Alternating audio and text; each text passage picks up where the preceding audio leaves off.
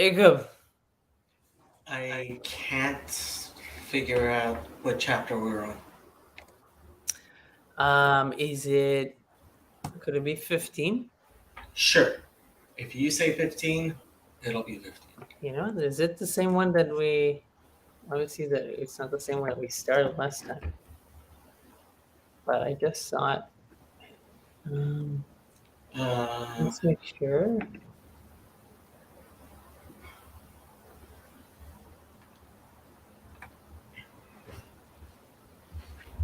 Oh, is it 15? um, well, 15 seems kind of. right. Uh, Fraudwith says there's an echo. Are you sure there's an echo, Fraudwith? I think it might be.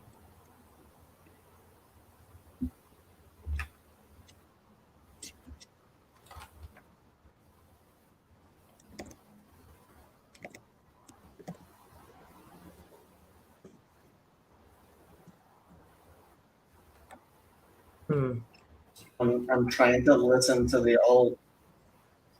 Me too. Yeah.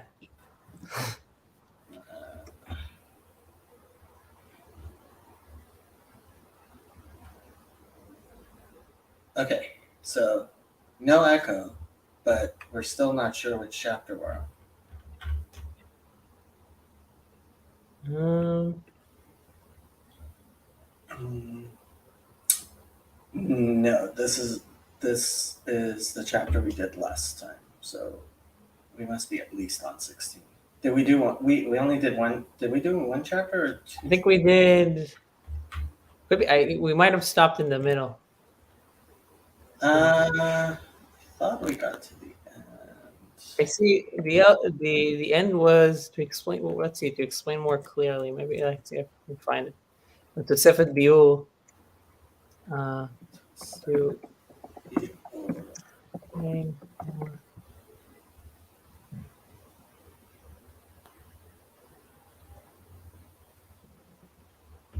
We must have finished at least one chapter.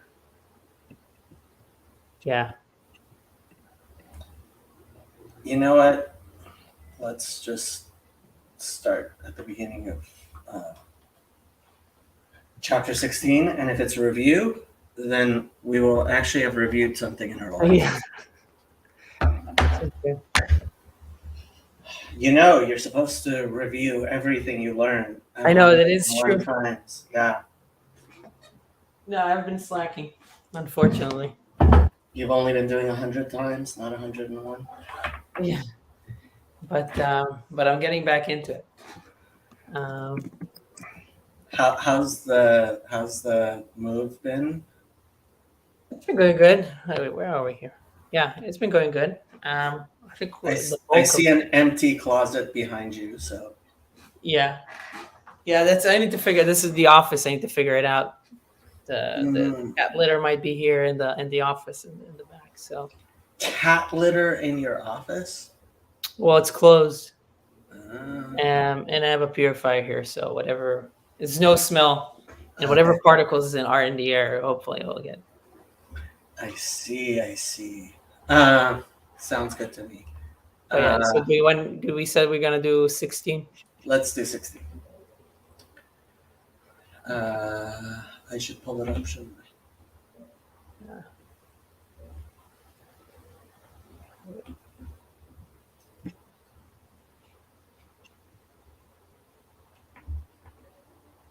16.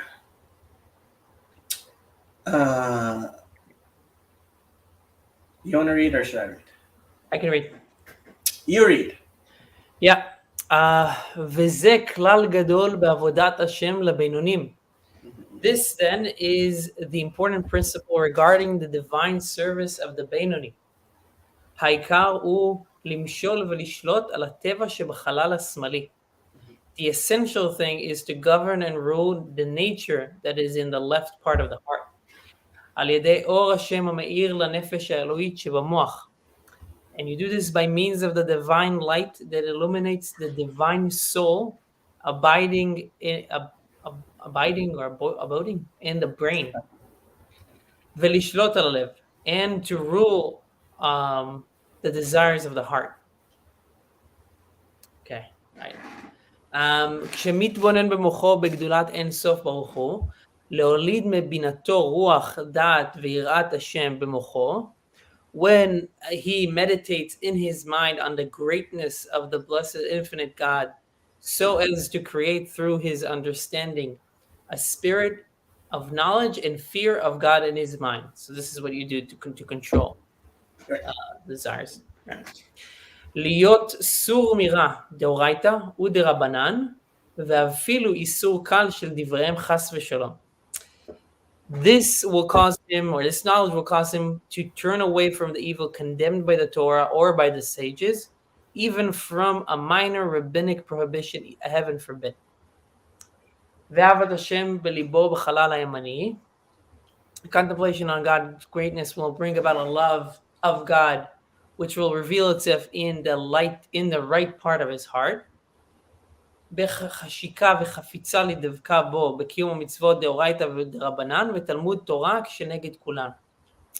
With a longing and desire to cleave to him by fulfilling the precepts of the Torah and of the rabbis and the study of Torah, which is equivalent to them all. Right. So, as we were making clear, whatever gifts God has given you, your job is to fight to make a little bit better. So when we talk about a Beinoni, so he obviously never sins in any way whatsoever, but the fact that he is constantly arousing love and fear of God from his mind to control over the evil inclination which still resides in the left chamber of his heart, right? That is the avoda shebalev, that is the service of God that he is doing in conquering that evil which still exists within him, even though it's completely hidden, it's completely imperceptible to anything, and even to himself, right? Like Rabbah could say, Kagan ana Beinani, even though he was obviously a tzaddik, right? Because obviously he himself never sinned. Lo pasik pume, right? His mouth never ceased from Torah study. But he could make that mistake because he thought, oh, maybe it is not true that I have completely defeated all my evil inclination completely. And from a cognitive behavioral therapy way of looking at it, this is what allows even somebody who is a tzaddik to mistake himself for a Beinoni, to not be overconfident in himself, right? And it allows for somebody who unfortunately may fall into sin to recognize that in the fact that he is fighting against his evil inclination, he is also doing some avoda in his service. He's actually participating in that milchama havaya ba'amalek door. Right. It's kind of like depending on just kind of we spoke about the level or the place in the mountain. Yep. Where you're at. Yeah. Yep. Which way are you facing? Which Mhm. way are you facing? Right. Yeah. So we can. So I just realized. I just discovered that where we stopped is at the top of 18, but we can Top continue of here. 18. 18. Yeah. Yeah. We're moving fast. We better keep on going. Okay. So let's go to the top of 18. But that was a good review. Good job. By the way, Sundays I might do Hasidus class at the Chabad Nice. Here. So Sunday morning, he will have Chassidus and a minyan, and you'll put on tefillin. You're becoming such a Chassidish guy. Yeah, I met the rabbi. It was very nice. Him and his wife. So Sunday morning pot, put on tefillin. Pot. And LSD. Let's start davening. Right. Yeah. I've seen that in some of them. Well, yeah. Pot and LSD. Yeah, that comes from Pot. I don't know. Karlebach days. Yeah, pot and LSD. Yeah. Okay. So the Rebbe sent a bunch of shluchim back in the 60s and early 70s. He sent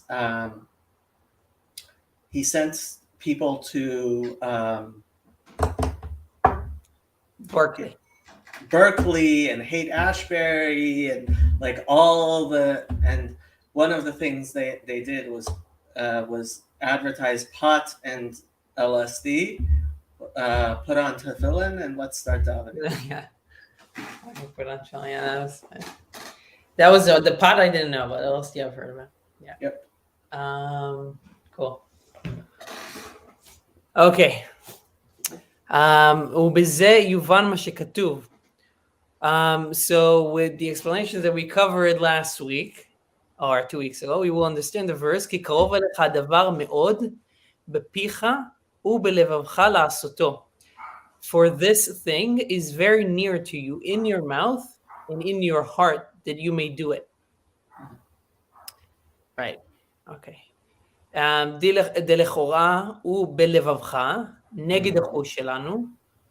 As first glance, the statement that this thing is very near to you in your heart seems contrary to our experience.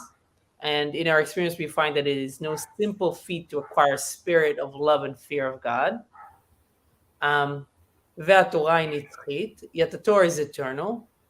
Hence, it could not refer only to Moses' generation, a generation of understanding, but must hold true for our own age as well. Trying to remember, yeah. שאין קרוב מאוד הדבר להפך ליבו מתאוות עולם הזה לאהבת השם באמת. In our experience, we see that it is not a very near thing to change one's heart from worldly desires to a sincere love of God. So it's what he's saying. It's a hard thing to do. או כמו שכתוב בגמרא, עטו יראה מילתה זוטרתי היא. עטו יראה מילתה Zutartihi.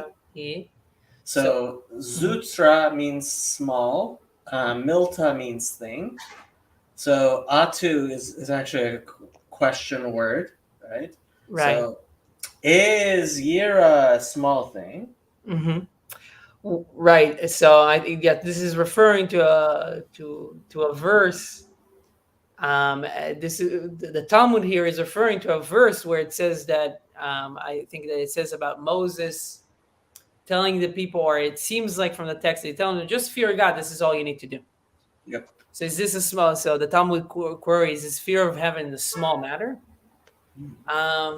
V'kol sheken ahava. And then how much more so a love of God? וגם אמרו רבותינו זיכרונם לברכה, דת צדיקים דווקא ליבם ברשותם. Moreover, our sages also said that only tzaddikim have control over their hearts. Right, that it's davka tzaddikim that libam berushatam. But everybody else, not so. Right.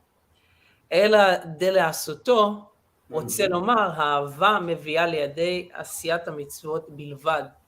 But the words that you may do it refer to a love which merely leads to the fulfillment of the commandments. Right. So when it says that it is very close to you, it's very close to you in that to do it, but to actually have love of heart, God in that you do it, that appears to be a more difficult thing. Yeah, and I think I said this before, but I'll say it again, that I heard a commentary on this verse because it was like one of the recent parashot, where the rabbi was saying that Moses was saying that, and he was saying this is not, it's not that hard, because each one of us in the right side of the heart, or in the soul, we have a little Moses. So this is the part that Moses is speaking to, and telling us this shouldn't be too hard for you, because it's not hard for me, and you have a little bit of me in you, so you have it. Yeah, little Moses, get going. She'i reuta deliba. Mhm. This means that the hidden desire of the heart, even if it does not burn openly like a flaming fire, ודבר זה קרוב מאוד, ונקל לכל אדם. Where'd you dot? Hmm? Where'd you jump to? שהיא ראותה דליבה שבתעלומות לב. שהיא ראותה דליבה שבתעלומות לב, גם כי אינה בהתגלות ליבו כשפי אש. Yeah, maybe I got really confused. Yeah. You skipped that part. Yeah. ודבר זה קרוב מאוד, ונקל לכל אדם אשר יש לו מוח בקודקודו. This matter of arousing the love in the heart is very easy and very near to every man who has a brain in his head. כי מוחו ברשותו, ויכול להתבונן בו ככל אשר יחפוץ. For his mind is under his control, even if his heart is not, and with it he can meditate as he pleases on any subject. Yeah. So it's very easy for me to say, for example, I should get up every morning and say my prayers and do my exercises and do everything that I need to do, because I can think about what is right and wrong. But to actually get myself to do it. Yeah.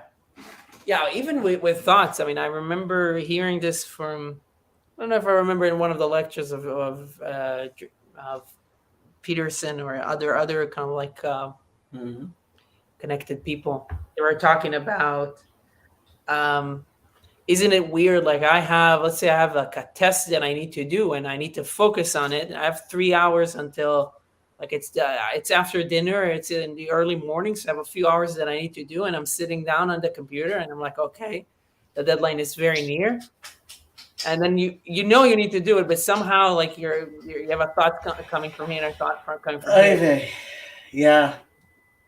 So where are these? If you know what is important, where are these things coming from, and why is it hard to control them? Right. So, I mean, ultimately, when we talk about the difference between the heart and the mind, we aren't like. So a lot of us have this idea that, like, okay, the heart is just those things, but really, when Hasidus talks about sechel and midot, right? So there are, I think, really, when it talks about the heart, it's talking about the subconscious.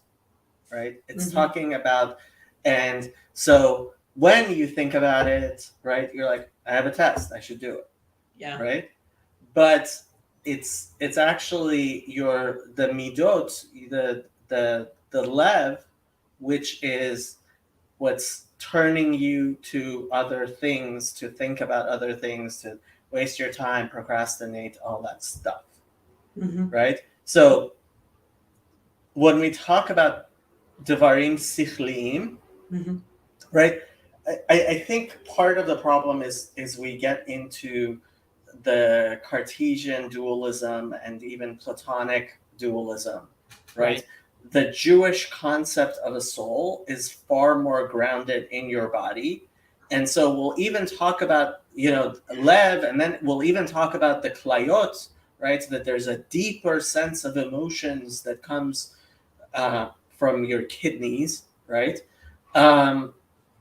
Because the Jewish conception of your soul is far more grounded in the actual physical body, and it doesn't participate as much in the Cartesian dualism that I think when we're talking in English we see it as. Right. So you're saying it's more complex. There's like various. So when he says heart, right, Mhm. as opposed to brain, like obviously you're not like, it's not talking about like actual thoughts. Although I have to say I was very very surprised to learn about the second brain. I don't know if you've heard of the second brain, but apparently we have a huge number of neurons in our guts, right? Mhm. And so even the idea that like the central processing unit is just in Right. like in your skull is a bit too much of this conception that's a bit too um, platonic and Cartesian. Right. It's what we know. What we know for now. What we think we know for now. That this is everything is happening here. Like neurons are here and not Right. anywhere else. Or Right. And the Jewish symbolism and conception and like the way we conceptualize it, right? There's it talks about the hearts in Right. the thoughts are in your heart and even in your klayot, in your guts, right? And so um, yeah, I think it's actually more accurate than what we've the way we've been talking about it in English. Mhm. Yeah, it's interesting. Um, I mean, yeah, I can definitely. It's very strange when you start recognizing how when you start recognizing patterns that start in your body rather than in your thoughts, Yeah. and then you can say, oh, this is why I'm behaving a certain way, because I'm starting to feel like my stomach is in a certain way, so I know that I'm going to be have this particular emotion or this fight or excitement or whatever it is, because I can recognize It was the biggest realization for me to realize that when I go to Costco and I'm hungry, I buy more stuff than when I'm not hungry, right. right? And Mhm. it's like, oh, if everything's just in my brain, where's that coming from, Yeah. right? Or like you think about things differently in the morning than you do in the evening, or when sometimes you have a toothache, or sometimes you're whatever, right? Mhm. And we've gotten into a pattern of I mean, okay, so I'm going to say something that shouldn't be controversial now, right? But it is. Like, if you have two brain cells, you know that your hormones affect your thought patterns, Mhm. and that males and females have different hormonal cycles, obviously, and different hormones coursing through our blood. Yeah.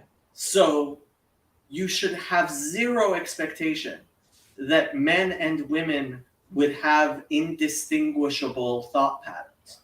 Mhm. Like, it should be obvious that where a woman is in her hormonal cycle affects how she thinks about things.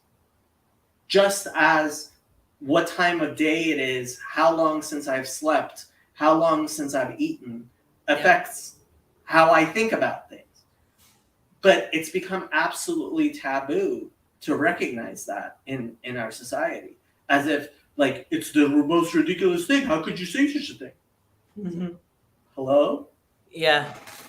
Yeah, it's very strange. I mean, there. I can give one very extreme example that I remember hearing that was very, very um, insightful, but like it was just very, very jarring. And I would also say there. I mean, there is you can, and you can go and you can be maybe too mechanistic, like maybe the person that was speaking about it, Sapolsky. And he was talking about Robert Sapolsky. I think he's a teacher, a neuroscientist, I think, or something. Teachers in Stanford, I think, or one of those universities. And he was talking about he was a witness at a trial. This guy that was charged with pedophilia, and this guy was completely normal up to 40, and then suddenly they found material on his laptop, and then they couldn't figure out what happened. At the end of the day, what they found out, and I think this and didn't completely exonerate him, but lowered his sentence, is that they realized that the pattern that he was behaving in is in the morning, during the first part of the day, he would not have any kind of desires. So his sugar, and this correlated with high sugar, like normal sugar levels, all that kind of stuff, could sleep. And then when it started going to the night, he would start having those desires. So he had some accidents prior to this, and it kind of tweaked him in a way that he was very kind of like prone to have those things. Where, and I think this is where, and there is a mechanistic element to this, obviously, but he was just on the precipice of this, right? And it meant that if his sugar levels are just a little low or a little too high, then it just triggers it. But if he's like completely fine, then he doesn't act on those things, kind of like what we were speaking about here. It doesn't act on them. So that was very interesting. But yeah, no, look,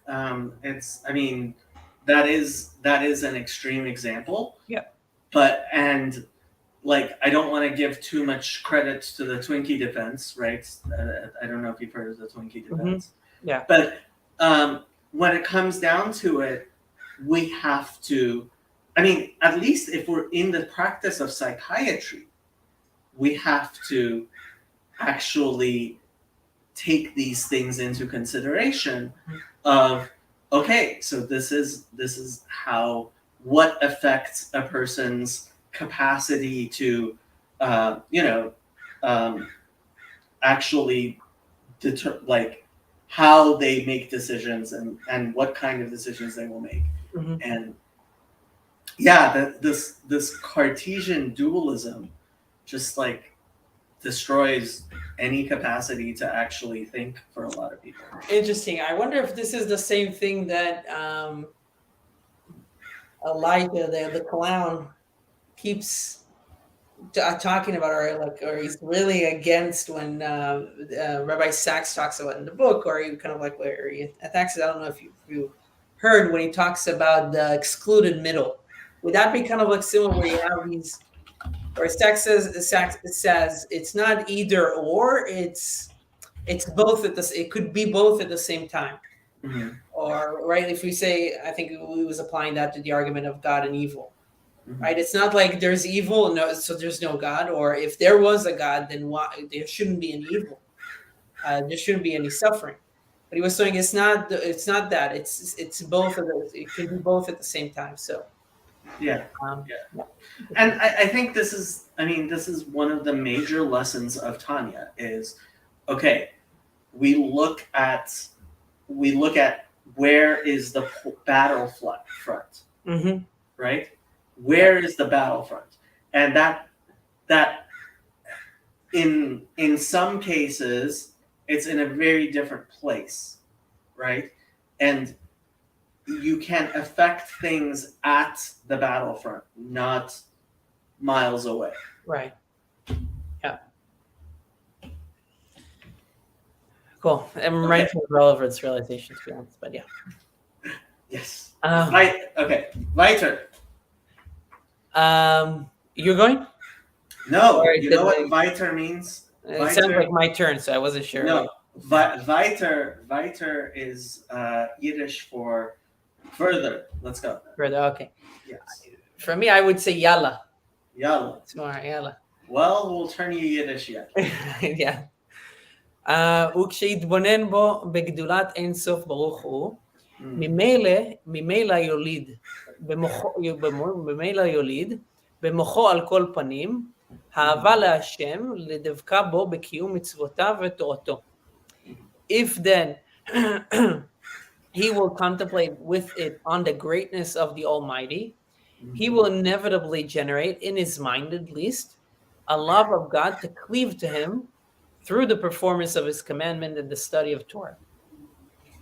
וזה כל האדם, כי היום לעשותם, כתיב שהיום הוא עולם המעשה דווקא.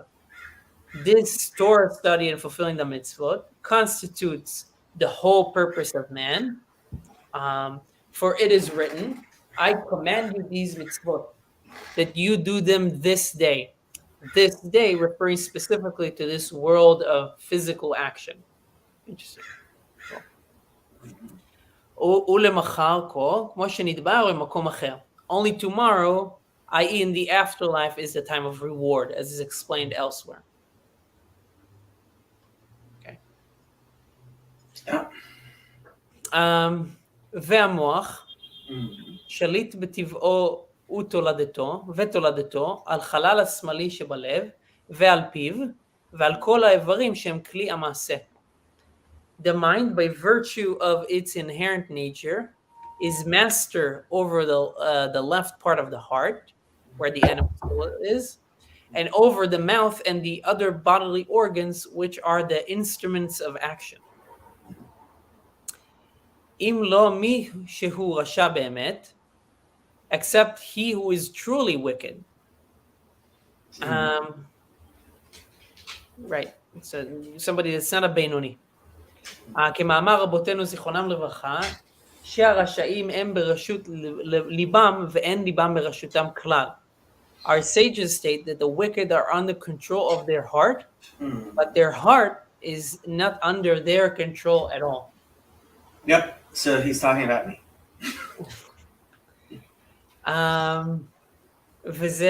וזה עונש על גודל ועוצם עונם. Avonam. Avonam. Avonam, this kills me. This is in the liturgy, in the prayer also. I need to remember it's Avonam, and I don't know. The way you know the difference between Onam and Avonam is the ayin already has a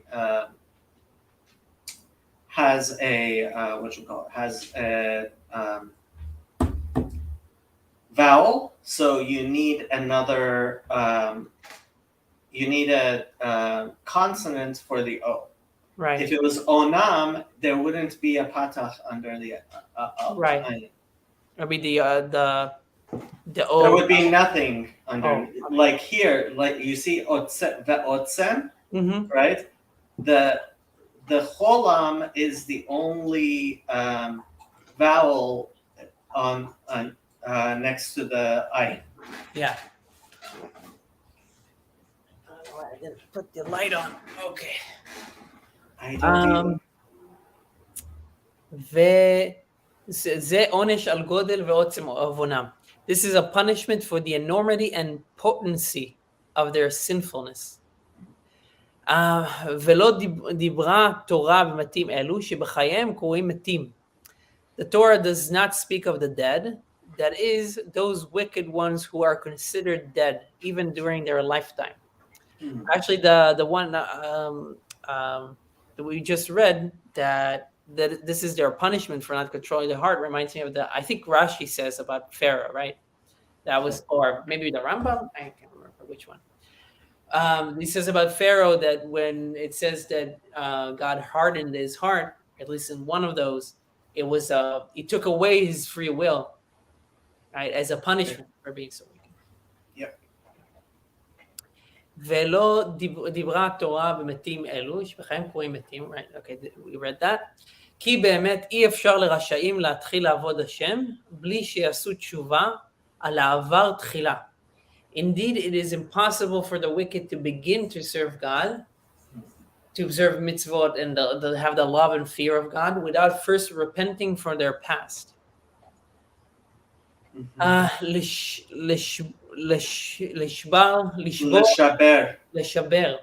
לשבר הקליפות שהם מסך מבדיל ומחיצה של ברזל המפסקת בינם לאביהם שבשמיים.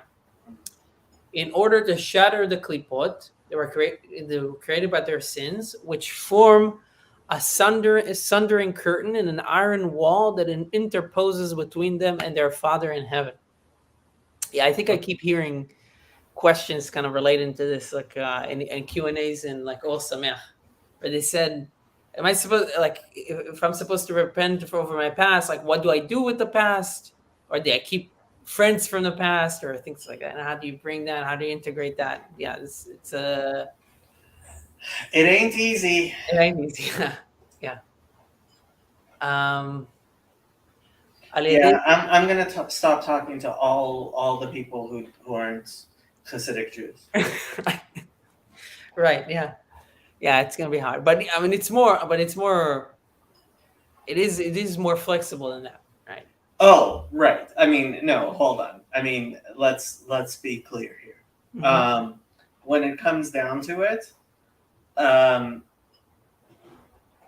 there's a reason why Reb Hillel Parcher said Halabai Beinani, Mm-hmm. right?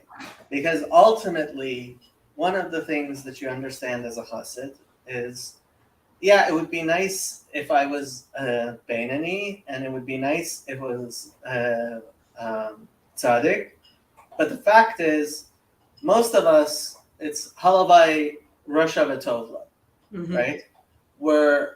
And that's fine. That's where you are, and you have to understand where you're holding, right? You're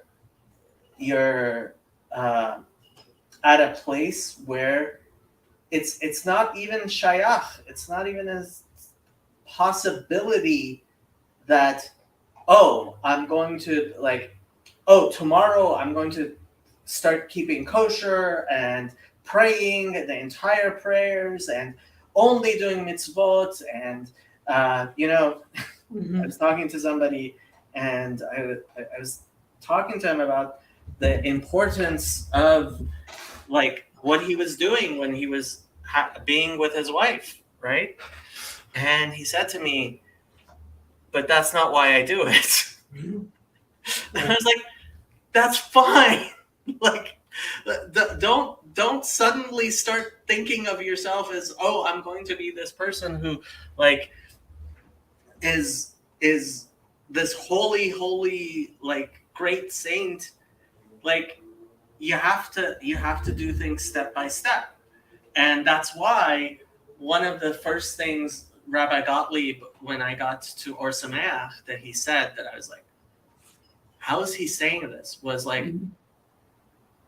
he said, I would no more tell a person who is not living in a Jewish community to stop driving on Shabbat than I would tell somebody, if a boulder was going past them, that they should stick their arm out and try to stop it.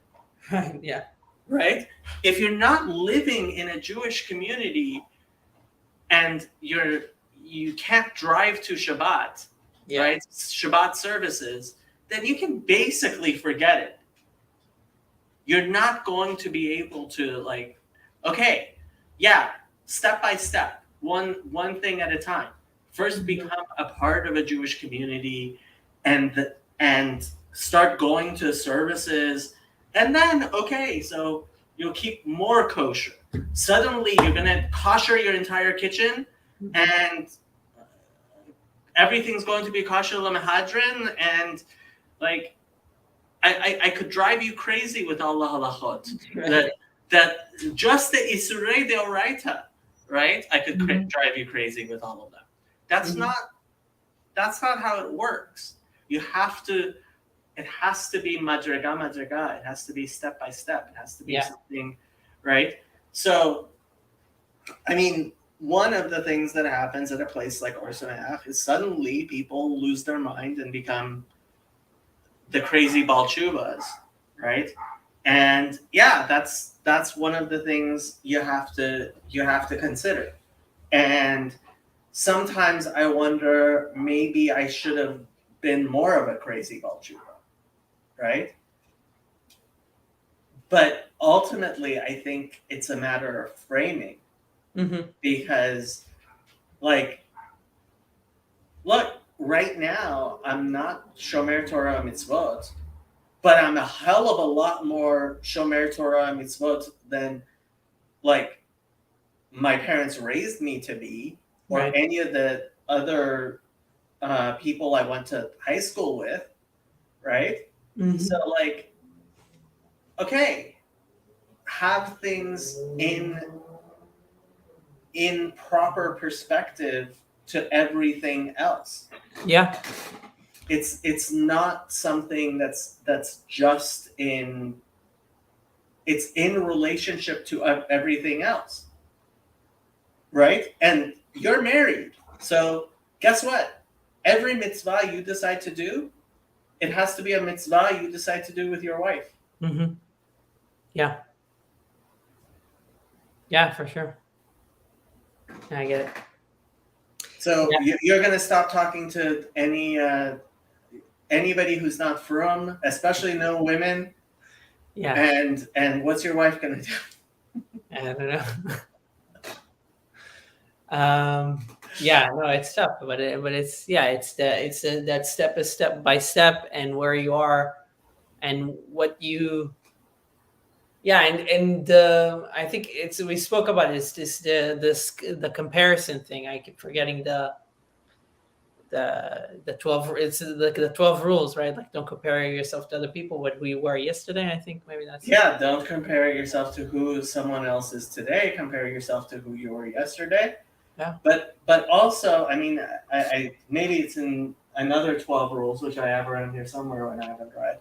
But it's also, you have to do things in community. You have to do things in community with other people.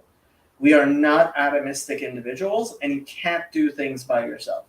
I think like the first time we spoke, the first thing I was like, okay, what's going on with you and your wife, Mm-hmm.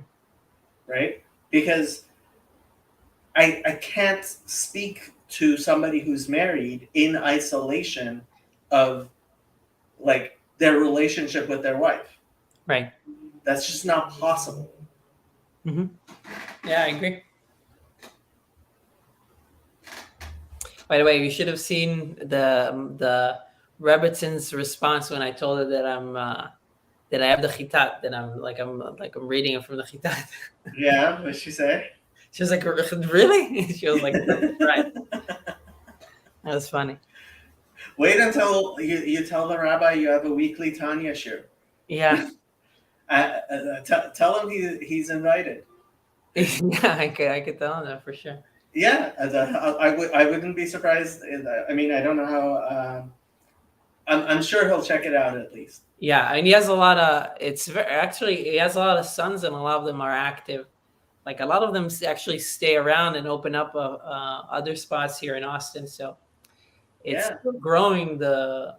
Like, Austin is growing, and with it, people are sticking around as opposed to like living to other being shluchim somewhere else. So it's kind of cool.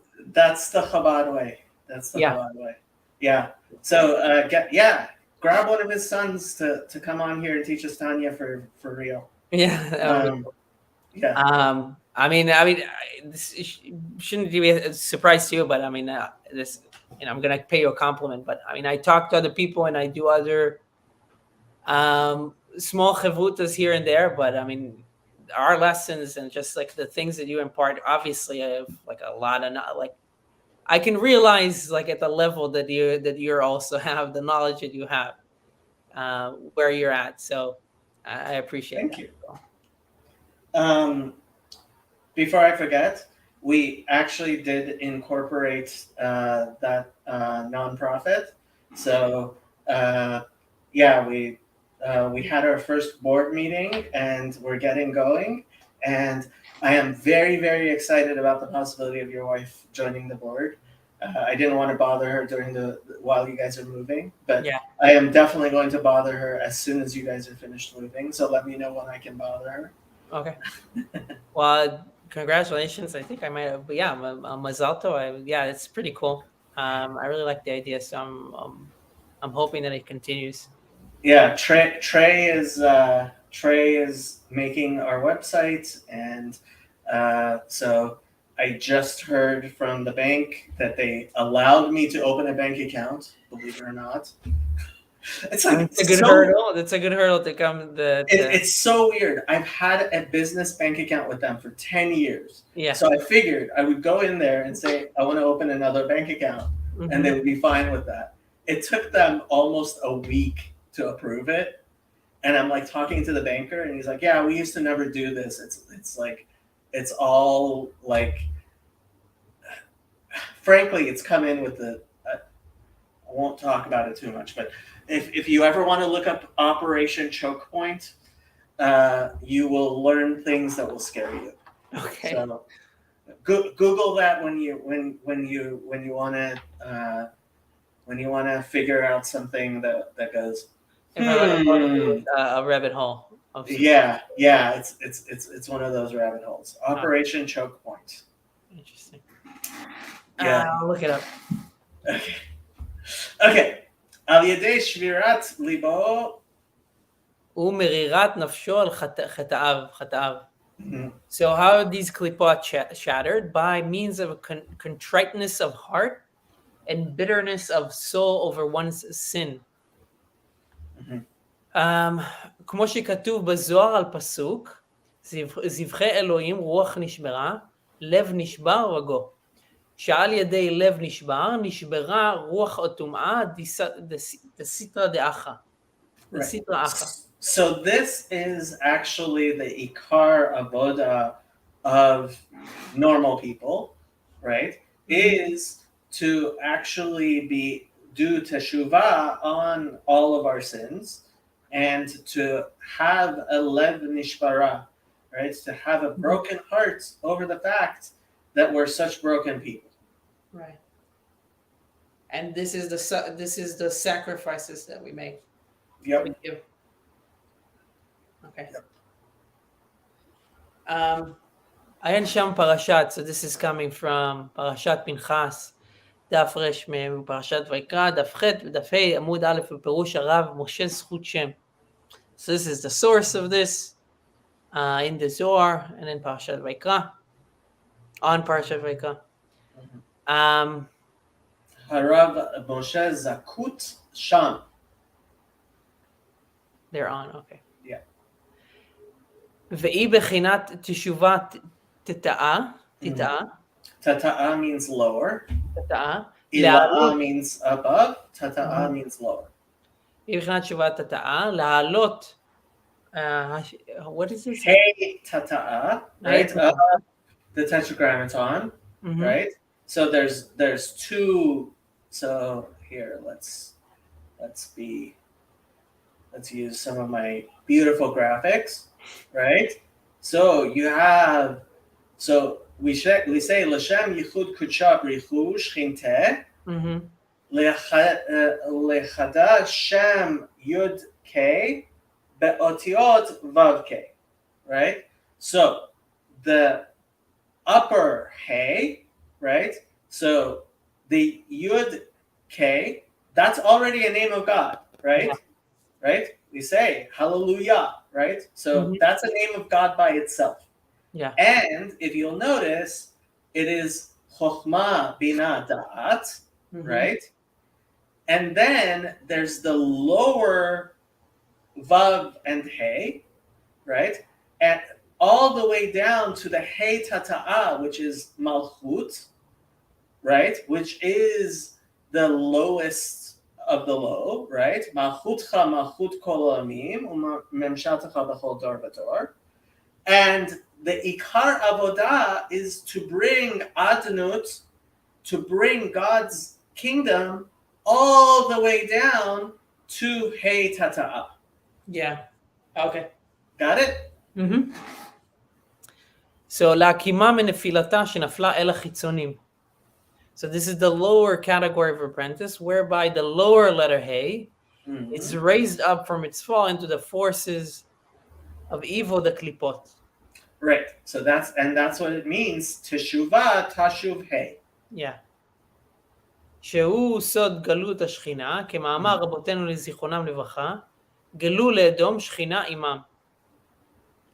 So this this the fall of the letter Hey of the divine name into the klipot is the mystery of the Shekhinah in exile. As our sages have said, when the Jews were exiled to Edom, the Shekhinah went to exile with them. Right. So every time you sin, right, you are taking a bit of Hashem and you're schmutzing it up, Right. right? Mhm. And so when you do teshuvah, you bring that bit of holiness back to where it belongs, and you release that spark of holiness from its captivity in galut, in exile, from God. Yeah. דיינו, כשאדם עושה מעשה אדום, מוריד וממשיך לשם בחינת וניצוץ אלוהים. Lasham, to there, right? So when you do a maaseh edom, right, a work of edom, you're bringing to edom, right, adama, you're bringing to the shmutz, בחינת וניצות אלוקות המחיה את נפש רוח נשמה שלו. So when you do that, when you sin, he degrades and draws down to Edom, the divine spark which vitalizes his nefesh, ruach, and neshama with godly, holy life. Right. So you are animated by godly light, and then chas v'shalom, you commit a sin. Then you're bringing godliness into the sin, into that place of sin. Right? Yeah. Is that I was skimming through that, so apologies if I don't have the context, but I saw you having some conversation with just now with Yosef, and it was something about is God giving up or not giving up, or like is God giving up? I don't know if this was about the parable, but on the Discord. Yeah, sorry. Okay. But right here is like when you say this, it makes me think. Okay, you sin, but you're so I could say so that logically, if you sin, the Shekhinah should go away from you. Like, why do you deserve to have? Like, I can see myself going into that kind of like. No, so okay, so this is so honestly, the best way to understand this is Dr. Henry Abramson has a beautiful series on the Kabbalah of forgiveness, which goes through the Tomer Devorah of Rabbi Moshe Cordovero, the Ramak, right? And which explains God's compassion for us, right, and why we should understand, and how in understanding his compassion, it arises us, it awakens us to teshuvah. And I mean, honestly, right now is one of the best times to actually study something like that, because it is Elul, and I don't know if you saw here. Let me see if I can find this meme that Yosef put on in the thing. It was hilarious, but I don't think anybody other than me and Yosef and Chazi got it. Where is that? This picture. How about Elul? Yes. Okay, so you did see it. Okay. Maybe. Might have. Yeah, so Eddie and I were the only ones who reacted to it. So this is, yeah. So because we say about Elul, Ani ledodi vedodi li, right?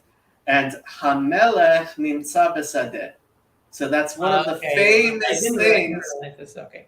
One of the famous things about Elul is Hamelech nimtza besadeh, right? That just as when a king is in his castle, the common people can't necessarily see him.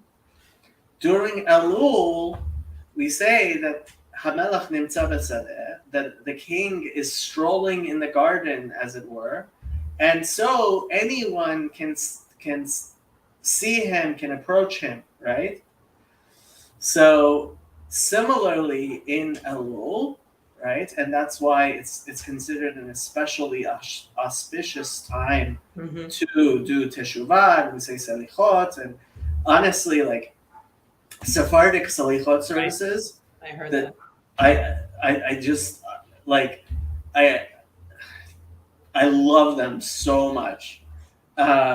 It's like one of the greatest parts of being Sephardic, even though it's like also the hardest part, because when I was in yeshiva in Israel, right, all the Ashkenazim got to sleep.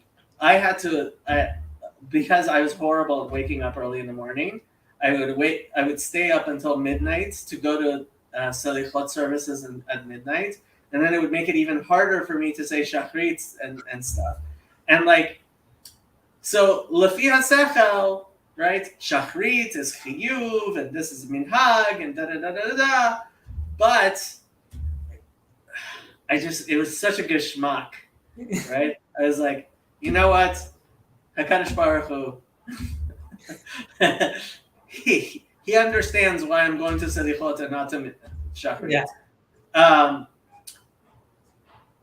Anyway, so all of that to say, that's why people particularly study the Tomer Devorah at this time. And what it explains there is how, look, it's impossible for you to do anything without God giving you the capacity to do it. Right? And so when you take your body, which HaKadosh Baruch Hu has given you, and this life, which HaKadosh Baruch Hu has given you, and you use it to sin, right? So you go and you have a, I don't know, bacon cheese hamburger, right? And you're sitting there and you're enjoying it, right? And so not only did God create you and create the bacon cheeseburger, not only is he allowing you to enjoy it, not only is he like, he's giving you, like, imagine how kind he is, that instead of just like at the very least ceasing your very existence. Okay, you want to sin? Okay, boom, you're gone. Yeah. Right? I'm going there. Right? Yeah. But he not only that, but he even allows you to enjoy it while he is there with you. God is there with you while you're having that bacon cheeseburger, Rahman al-Islam. Right? You're spitting in his face. Yeah. I'm getting this doesn't map, but I'm getting this vision of like the captain on the ship. The captain doesn't live, or ideally the captain doesn't leave the ship, right? When it's when if you're starting to, if you poke holes in it, right? Yeah. No, and this is the essence of Shechinta B'Galuta, right? That whenever we sin, it's not just that as if God isn't there and we're sinning by ourselves. God is, you are in effect taking God Mishalo, right, from what he has given you, and you're throwing it in his face. Yeah. How dare you, Ben? I can't believe you would do such a thing. Yeah. It's tough. Yeah. אוקיי. המלובשים בו בנפש הבהמית, מהקליפה, שבליבו שבחלל השמאלי, המולכת בו, בעודו רשע ומושלת בעיר קטנה שלו. So, what constitutes exile in this case is the fact that the divine spark gives life to his godly soul, which is clothed in the animal soul of the klipa, situated in the left part of his heart, and as long as he remains wicked, the animal soul reigns over him, dominating his small city, the body. ונפש רוח נשמה כבושים בגולה אצלה. The nefesh ruach and neshama are thus held captive in exile under it. Yeah.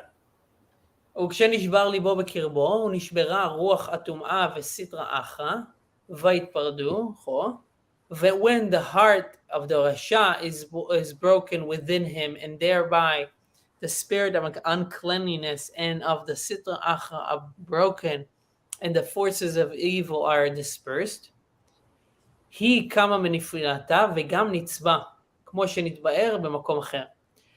Then the lower hay of the divine name, the Shekhinah, rises from its fall and stands firm as discussed elsewhere. וגם ניצבה. ניצבה. ניצב, yeah. Go. Okay. Chapter 18. So I can go for another half hour if you want to. Okay. Okay. We will. Well, I mean, if you have to go, this is the end. You're usually over. Okay. Yeah, I know, but I mean, I'm good to go for another half hour. Okay. Tell you what, I'll try to be quick. ולתוספת ביאור, באר היטב, מילת מאוד שבפסוק כי קרוב אליך הדבר מאוד. So what is this very there, right, in that pasuk that is very close to you? צריך לדע נאמנה, כי אף מי שדעתו קצרה בידיעת השם, ואין לו לב להבין בגדולת אין סוף ברוך הוא. Even if someone is not great enough to actually be able to understand God's greatness.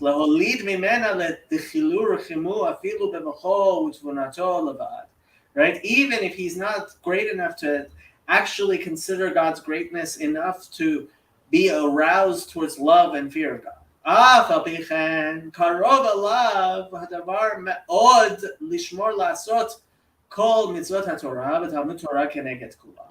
He even so, it's still very close to him. In his mouth and in his heart, truly. From the depths of his heart. Truly with love and fear of God. Because that is the hidden love Israel, that is present in the entirety of Israel, Shehi Yerusha lanu ma'avotenu, that is something that we inherit from our fathers. Rak shetzarich leva'er lahakdim tchila ba'er hetev, but we have to explain first what exactly shoresh ha'bazu, what is the root of this, ve'inyana, and what is its character. And how can it be something that we have inherited? And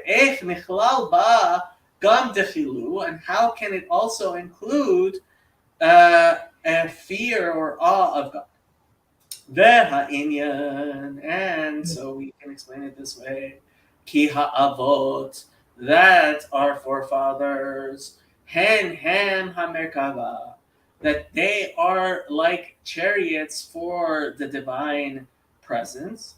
Ve'al ken zachu lahamshich nefesh ruach neshama lebneihem achareihem ad olam ma'aseh sefirot, the kedusha sheba'arba olamot atzilut bria yitzira asiyah.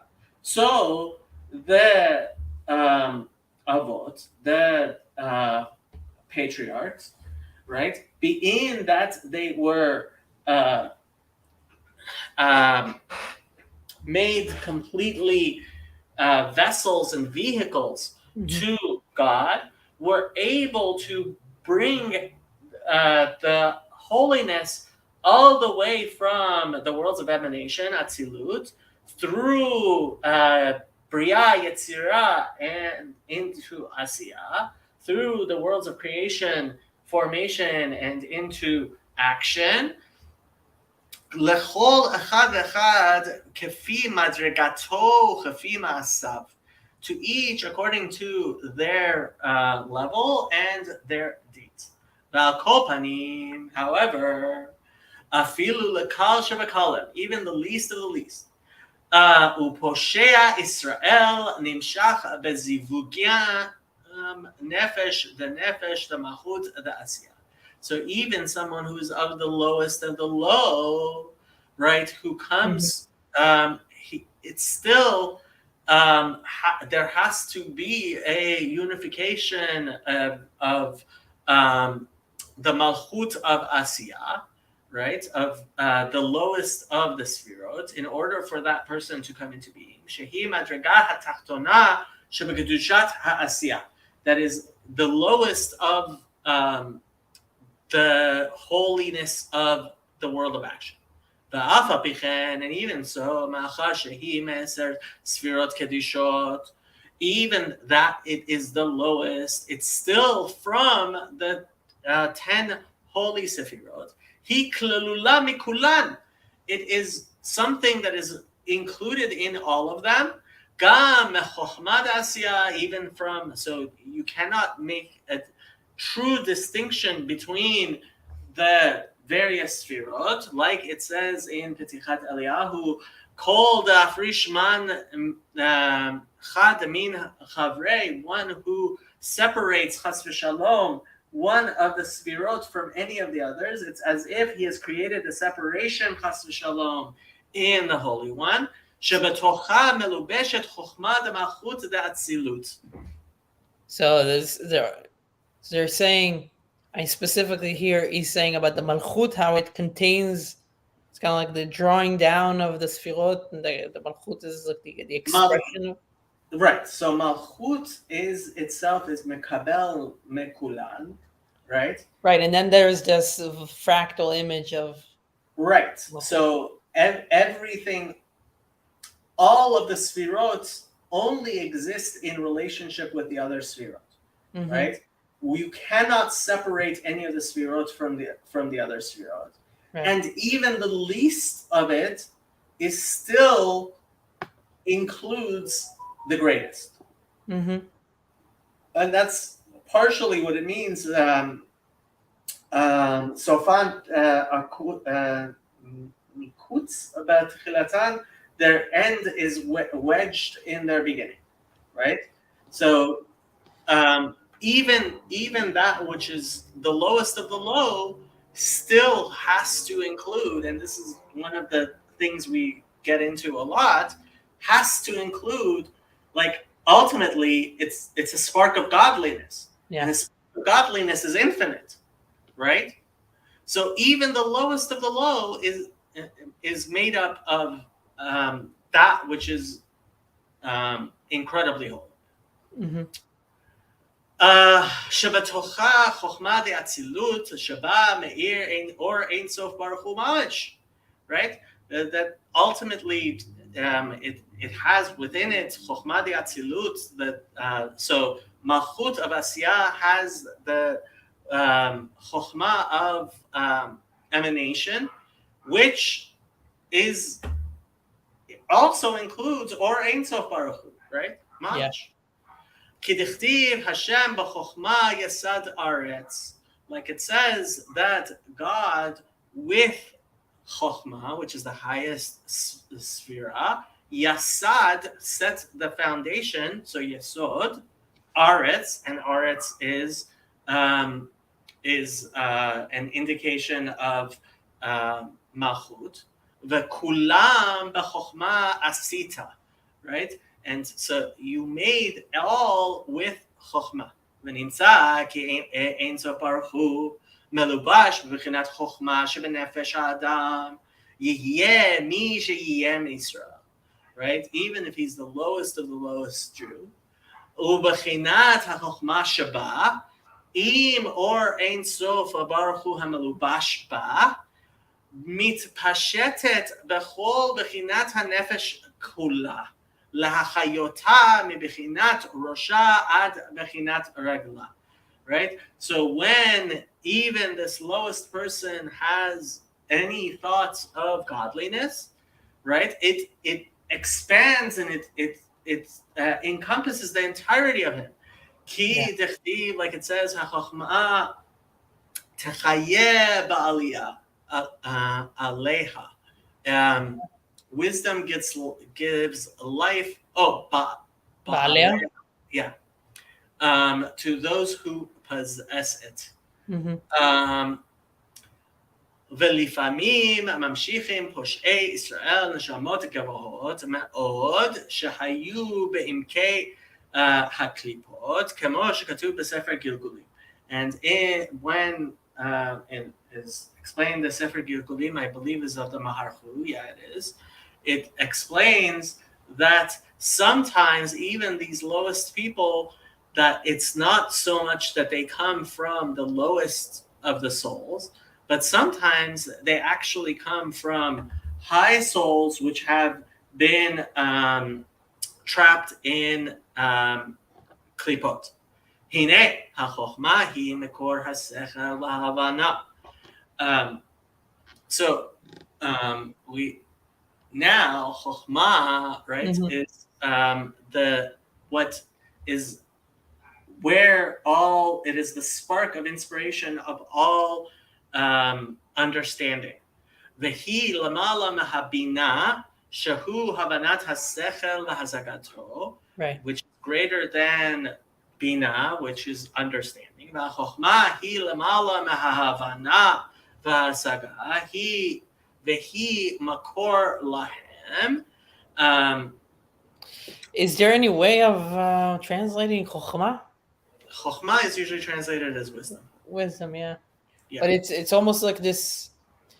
It's also like this insight thing, right? Like, because they're talking here about a spark, something that you grasp, but is not.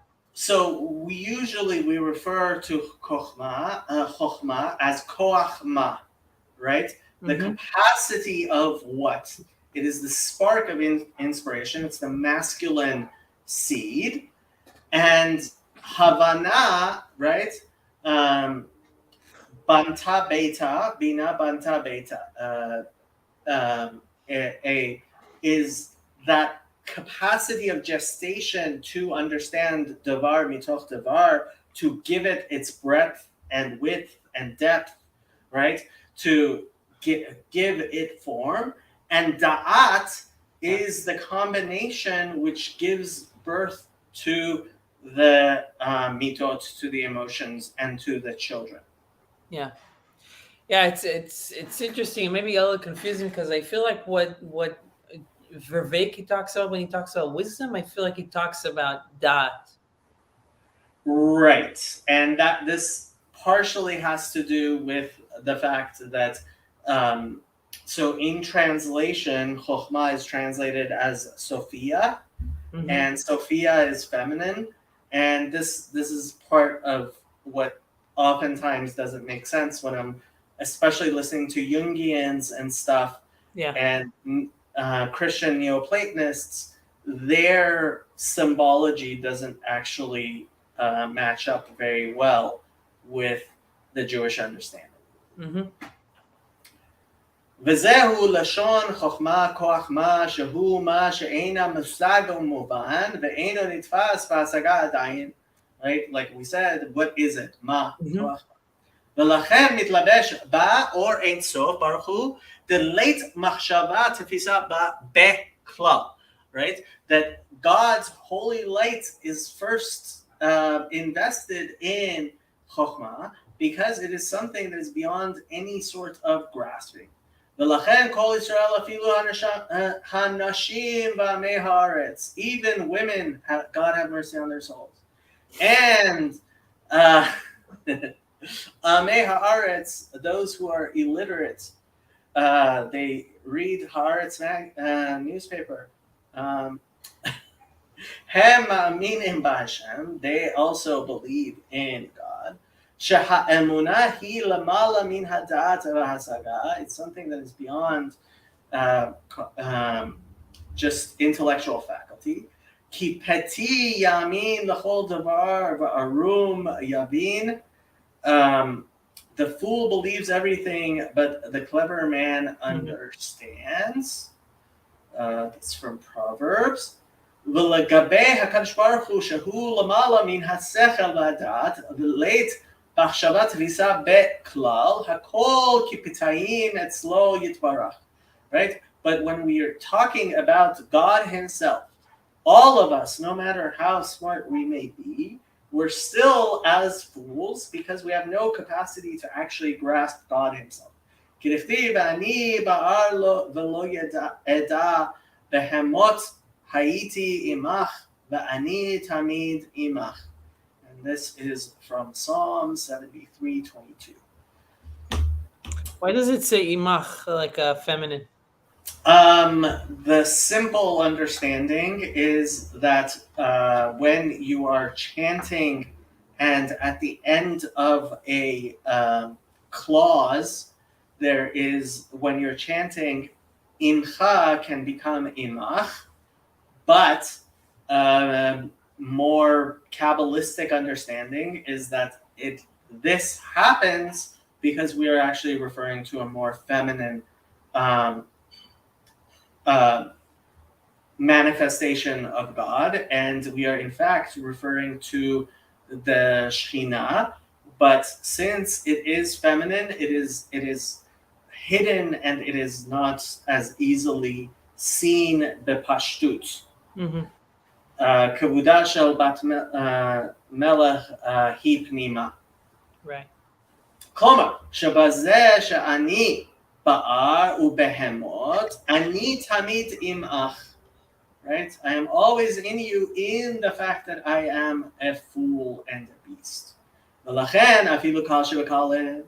And so, even someone who is the least of the least, ופושעי Israel, and those who are sinners, מוסרים נפשם על קדושת Hashem, that when it comes to, God forbid,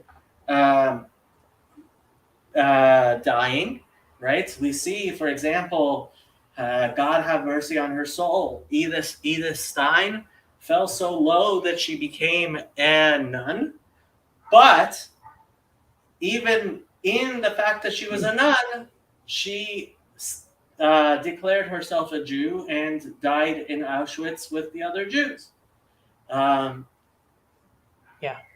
Al harov v'soglin inuyim kashim shelo lichbor b'Hashem echad, and they are willing to withstand great torture so that they do not deny God. Va'af imhem burim b'amei haaretz, and even if they are fools and illiterate, ve'ein yodim gedulat Hashem, and don't know how great God is. וגם במעט שיודעים אין מתבוננים כלל. And there are those who don't, that they understand a little bit, but they don't actually consider it. ואין מוסרים נפשם נחמת דעת והתבוננות בהשם כלל. And they're not willing to do this because they actually have been able to understand the greatness of God, but rather it's something intrinsic in them. Ela bli shum da'at ve'hitbonenut. Rak ke'ilu hu davar she'i efshar klal lichbor b'Hashem echad. It's as if it was absolutely impossible. Bli shum ta'am v'ta'ana u'maneh klal. They don't have any reason for it. V'ha'inu shum she'Hashem echad. Since God is one. Me'ir u'mechayeh kol ha'nefesh. And he is that which encompasses their entire soul. Al yedei hitlapshuto bebechinat chokhma sheba shehi lamala min hada'at v'hasechel hamusag u'muvan. It is something that is irrational and beyond being understood. It is still something that these people have from their as a Yerusha, as something that they have inherited. Right.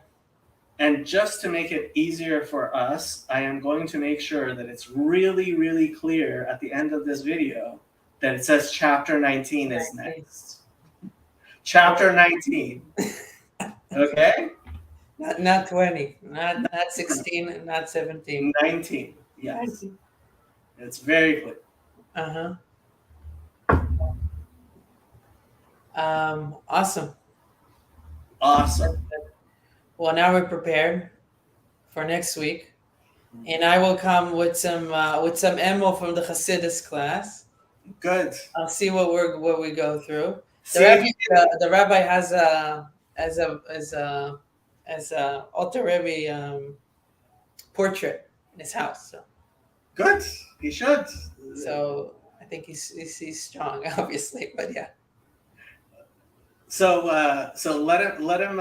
So actually, tell him about your weekly Tanya share and invite him to come teach it. Yeah. Cool. Yeah, I'll do that. Now you're prepared to review. There's a lot to review. Yeah. Well, Okay, I think I'm gonna end the broadcast. sounds good.